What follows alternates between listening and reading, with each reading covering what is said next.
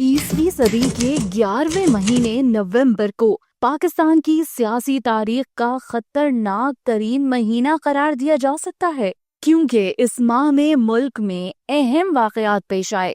क़याम पाकिस्तान के बाद से नवंबर सियासी एतबार से पाकिस्तान के लिए काफी कठिन साबित हुआ है।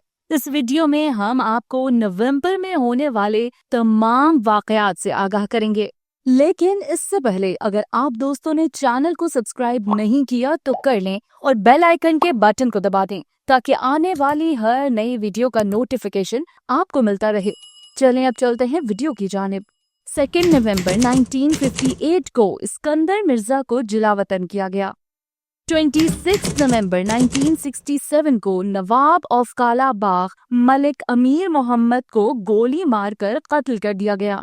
7 नवंबर 1968 को फौजी सदर अयूब खान के खिलाफ पूरे मुल्क में तुलबा के मुजाहिरे शुरू हुए, जिनका इख्तिताम जनरल अयूब खान के इस्तीफे पर हुआ। 22 नवंबर 1971 को भारत ने मशरिकी पाकिस्तान पर हमला किया। 1 नवंबर 1989 को वजीर आजम बेनजीर भुट्टो के खिलाफ तहरीक आदम एतमाद नाकाम हो गई। 6 नवंबर 1990 को नवाज शरीफ 153 वोट लेकर वजीर आजम मुंतखब हुए। 13 नवंबर 1993 को फारूक लगारी पाकिस्तान के 8वें सदर मुंतखब हुए।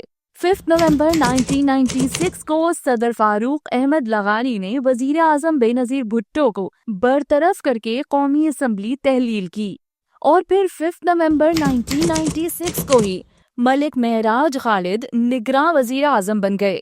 23 नवंबर 2002 को मीर जफरुल्लाह खान जमाली ने बतौर वजीर आजम हल्फ उठाया। 3 नवंबर 2007 को साबिक फौजी डिक्टेटर परवेज मुशर्रफ ने मुल्क में इमरजेंसी नाफिज की और सुप्रीम कोर्ट के बेशतर सीनियर जजों को माजूल कर दिया।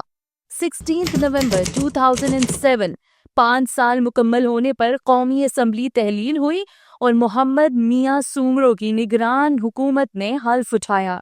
25 नवंबर 2007 को नवाज शरीफ 7 साल की खुद साख्ता जिलावतनी के बाद पाकिस्तान वापस आए।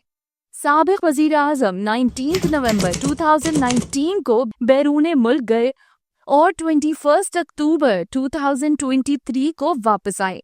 3 नवंबर 2022 को पाकिस्तान के साबिक वजीर आजम और पाकिस्तान तहरीके इंसाफ के चेयरमैन इमरान खान को 2022 के आज़ादी मार्च के दौरान पंजाब के जिला वजीराबाद में एक कातिलाना हमले में गोली से निशाना बनाया गया।